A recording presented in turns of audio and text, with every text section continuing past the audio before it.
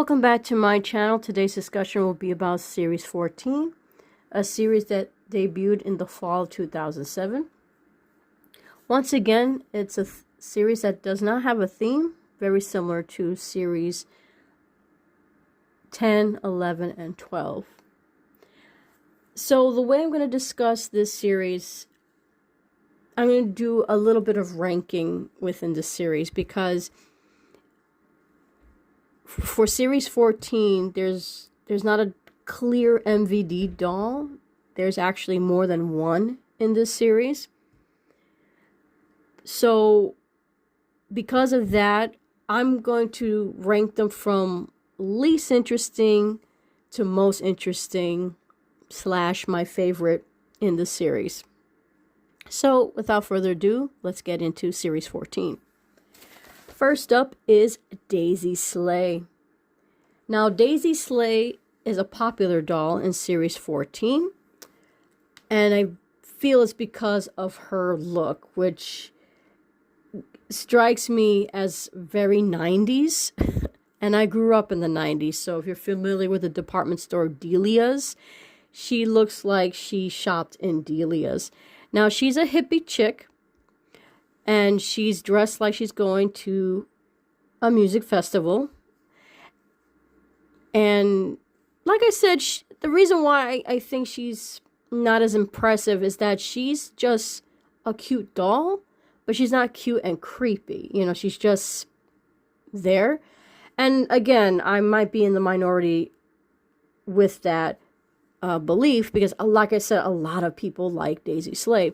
So she has this corduroy skirt. She has this cute little flower top that has a little bit of a skull inside. And surprisingly, she doesn't have sandals. She has the traditional Mary Janes, which are brown, and she comes with white socks. I actually thought she would be a barefoot doll, to be honest.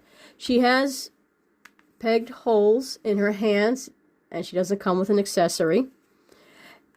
She has this yarn hair, which is a little bit on the thin side in comparison to other yarn dolls.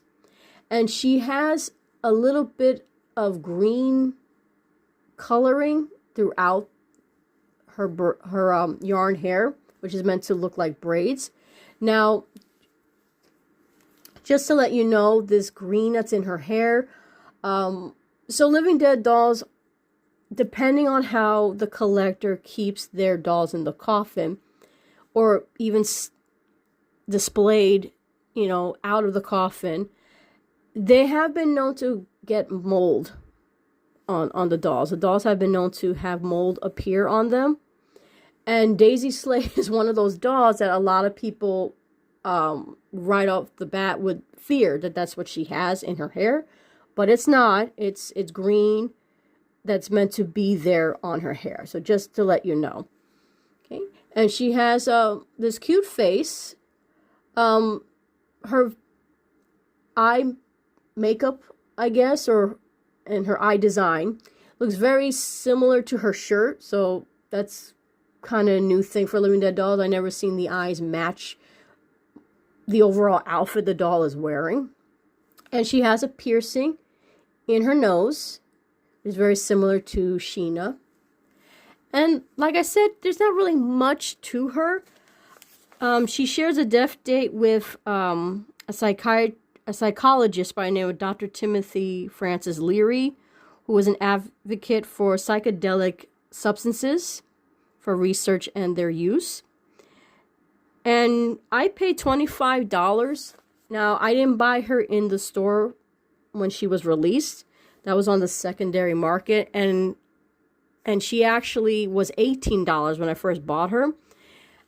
And I had to search for her chipboard because she didn't come with a chipboard. She just came with the death certificate and the coffin, which wasn't even her original coffin, but she was missing her chipboard. So I had to hunt down the chipboard later. So that's what brings her to the total cost of $25. Now she goes from $100 to $120.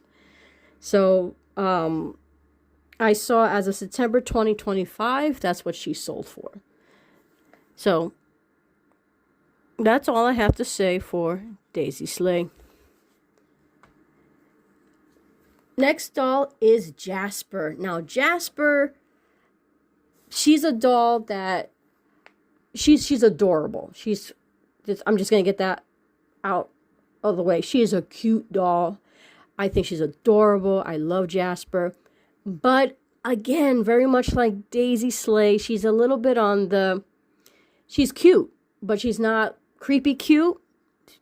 To me, she just is.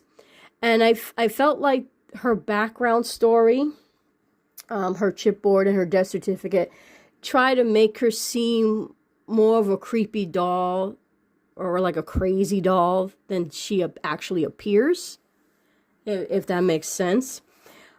She shares a death date with the Fear and Loathing in Las Vegas author Hunter Thompson, who sadly suffered the same fate as Jasper, according to her death certificate.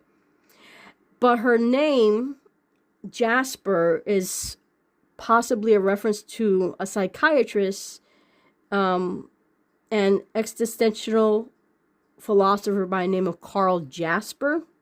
Now, within Jasper's chipboard, it says that she is a solipsist, which, in a nutshell, is a person who believes reality is in their mind, in their perspective. And it's curious that she believes in that, but then they gave her the name of someone who rejects that idea, that way of thinking. He actually believes existence comes from interaction with people and your environment and whatnot. And yeah, so I thought that was kind of a weird name. And honestly, for a girl doll, that's kind of a unique name. I've never heard of Jasper except for as a guy. But I think what's popular with Jasper is her outfit. Daisy Slay, even though she, like has this hippie 90s aesthetic, it's not spooky or alternative. Jasper's the opposite. Jasper is dressed in like an alternative style of clothing, very much like grunge, if you will. She has like these boots, and this very industrial looking skirt. And she has, which is the cutest part of her outfit, this chunky black sweater. It's really cute. It velcros in the back. And she has these thick black tights. And she goes for a lot of money on the secondary market. I paid $51 for her. I actually paid the most out of all the dolls for her. She's the one that cost the most for me. And again, I guess still don't understand why, but I feel like her very style of dress, very much like Morgana in my previous video of series 13, they have that alternative style dress, the goth, the subculture. And I think that's what's appealing, because not many dolls had that type of styling. You did have the bleeding edge goths, which were around during the same time this series came out. And, like I said, she's a cute doll. I'll give her a close-up of her face. Okay. Again, really cute. Not creepy. She has these weird eyebrows, though. And she does have a cute little pigtail style. Now, just to let you know, these are very old rubber bands in her hair. So they will eventually disintegrate and I will have to replace them. But that's it.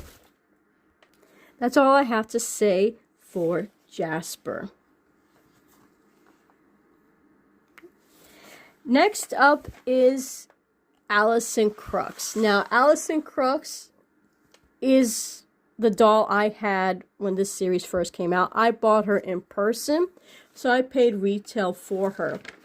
Now, for a long time, I thought Allison Crux was the MVD doll of this series for a long time.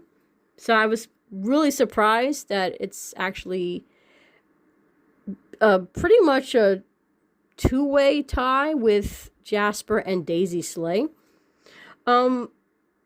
Allison Crux, I thought when I first saw her in person, I thought she was an adorable doll. That's why I bought her. And again, she fit that aesthetic of the dolls that I initially only bought from Living Dead Dolls, which is the creepy cute. Now, this is creepy cute. Okay, she looks very scared, very haunted. But the thing with Allison Crux, which I scratch my head. So, in her chipboard, she is an usherer of souls. Like, she brings souls to the other side. She's based on the Greek mythology of this figure named Charon, who leads souls to the underworld. But then her death certificate is such a weird death, so you have her with this serious task, otherworldly, but then her death, the way she died was because of a revolving door. Like, she got stuck and got crushed, and people pretty much stepped over her in the revolving door, which I feel like it undercuts, her supernatural background that was established in the chipboard, which I thought was really weird. So she has this key around her neck. Now, of Series 14, Allison is the only one that was resurrected. So this key and her role as an usherer of souls does come back for her resurrection for Series 8. So I can't wait to discuss that one. And just to give you a preview, I do have all of her versions of her resurrection.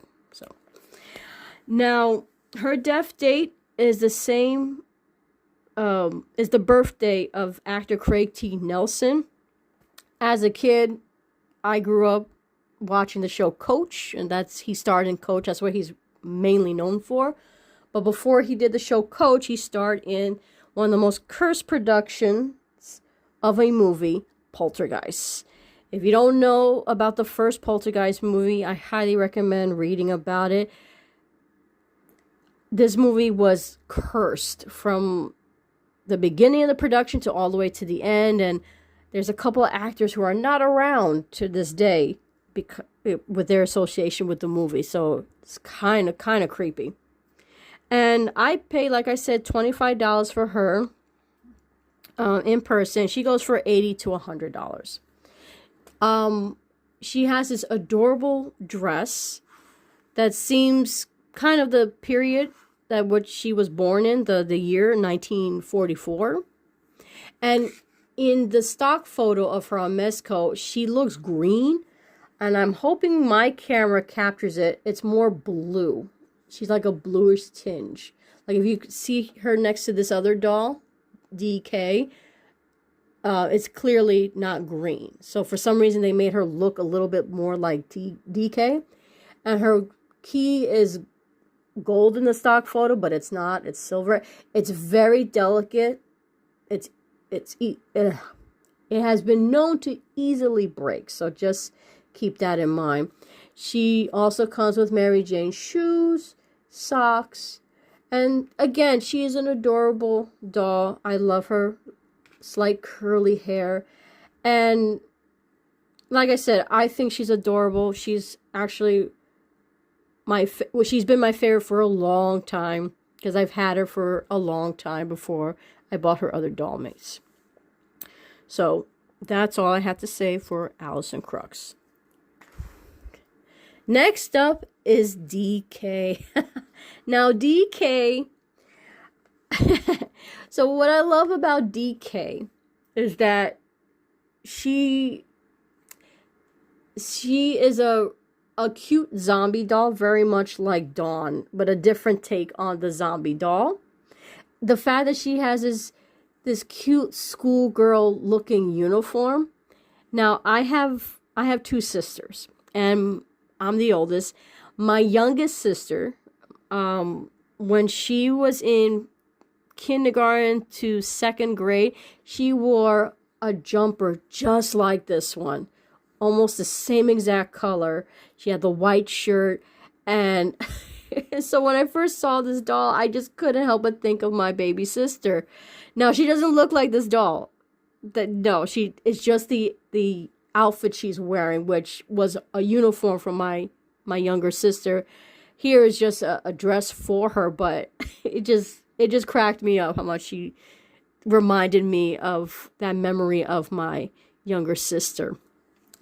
Now, DK, surprisingly, I got her for $30, sealed in coffin. And she, for a time, wasn't going for that much. I felt like she didn't get any love. She gets love now. She has gone up in price. She starts anywhere from $80 to $100. And, you know, like I said, she is another zombie doll, very much like Dawn, but different. You know, she has the rolled up eyes. She looked like she fed right here. And she has these gnarly teeth. So she has braces. She's the first and only doll to have braces. You could see that. Really gnarly. And her eyes are pointed up. And like I said, she looks like she's had a feeding. She has blood on her hand.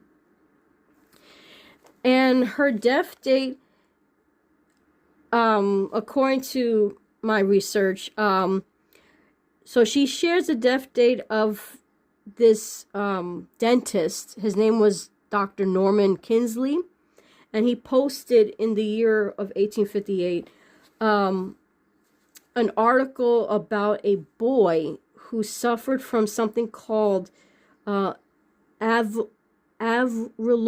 arch. I'll put the name on the screen. And he published this in the New York Dental Journal. Basically, it was a deformity that there was an obstruction between the tongue and the teeth that would cause sleep apnea. And this poor young kid suffered that. So that's what that's in reference to. According to the Living Dead Dolls Wikipedia page, they mentioned that it was based on a book. So he published a study in dentistry, but it was not in 1858. It actually was much later in 1880. So, but 1858 is when he talked about this specific case study. If you could see here, you see how her teeth are protruded out. And what's neat about DK is that she also had a vinyl mini, which I have. Very similar to Frozen Charlotte. This is the 2-inch vinyl series.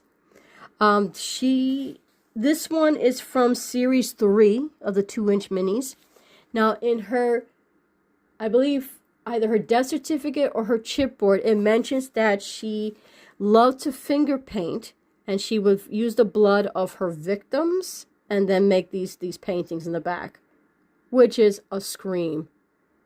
It is so cute. And like I said, if you're interested in getting her, she's from series 3 in the blind mini figures that Living Dead Dolls came out with. Okay. And once again, very much like Lou, Sapphire, and Miss Eerie, DK is another use of an oronym. And if you say her name fast enough, it sounds like DK. But it's DK, D-E-E-K. So, again, another clever nod to that play on words.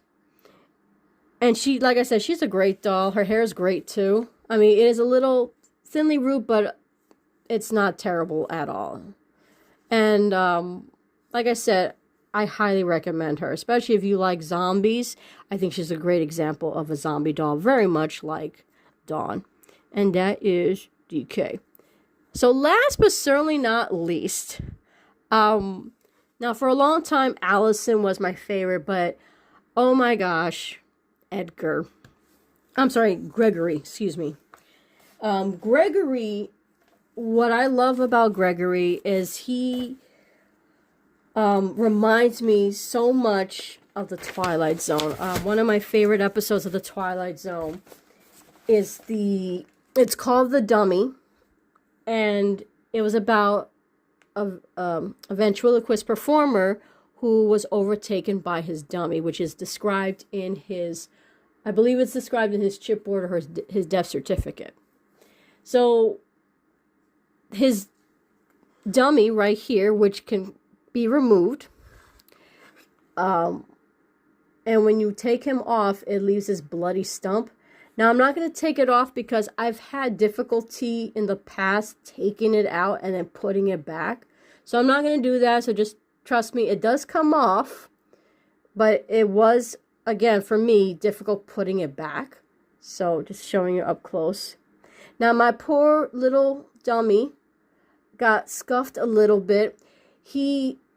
So Gregory was known to fall a lot. And I think it's because of the weight of the dummy. Which, it's not too heavy, but for some reason it created an imbalance, so that's why he's on a doll stand. He is sharply dressed. He's in a full tuxedo with tails. He has this little cummerbund inside, which is a separate piece. Cute little bow tie. He doesn't have full sleeves. It's just his arms. I mean, it doesn't cover his arms. The length of his arms are not, they do not have sleeves. Ugh, sorry. Okay, he has snapped buttons instead of Velcro. Now, his dummy, so there's a couple of references. And like I said, for me, he reminds me of the dummy from the Twilight Zone. So I actually have the dummy, his name is Willie the dummy, from that episode. Now, there's a company called Trick or Treat Studios. They released a full-size replica of Willie, and he actually had red hair. Because he's colored black and white, but which was a surprise to me. I didn't know he had red hair.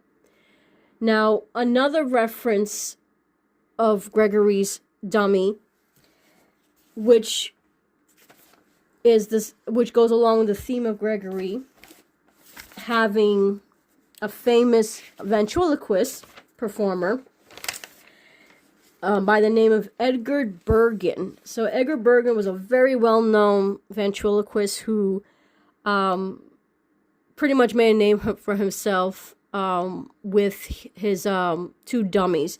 His most famous dummy was Charlie McCarthy, who was a redhead.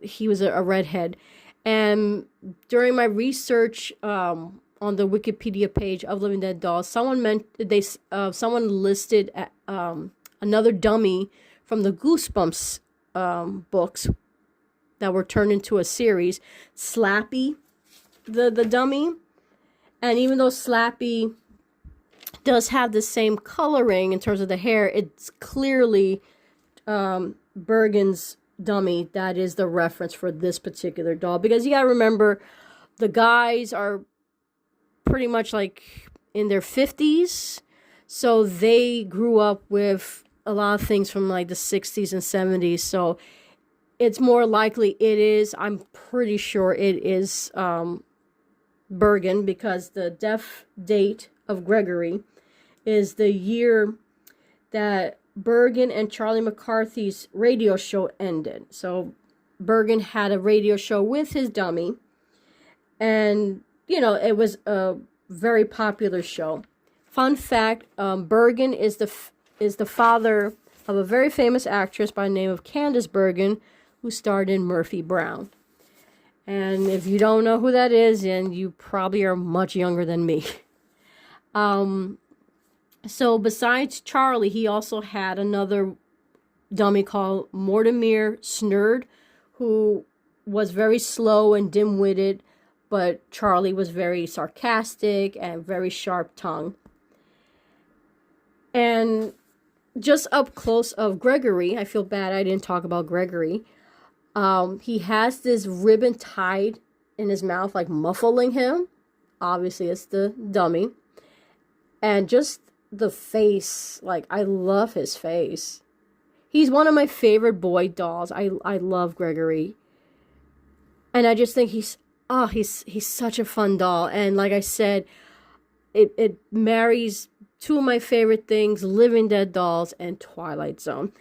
And he goes for about $100 to $130. I paid $35. And he's just an amazing doll. And he kind of took the place of Allison as my favorite doll in this particular series. And that is Gregory. So in terms of series 14, it's a solid series. It's better than series 10. Series 10, if you want to compare another series that didn't have a theme, I just thought they were just thrown together. I actually thought that series was very phoned in, and I don't think they look well together. I don't think they look cohesive as other non-theme series like series 9, series 11, and 12. But I feel like a lot of detail went into most of the dolls of the series, like Gregory, just top notch, and DK, like, you'll never see that mold again. Ooh, that is a scary looking mold. And they experimented with fashion with Jasper and Daisy Slay. But the one quibble I do have is I don't like Alison Crux, like her story, her death certificate, and the chipboard. I think they clash, and I felt like that could have been a little bit better. So with that, I will give series 14 4 sulfur symbols out of 5.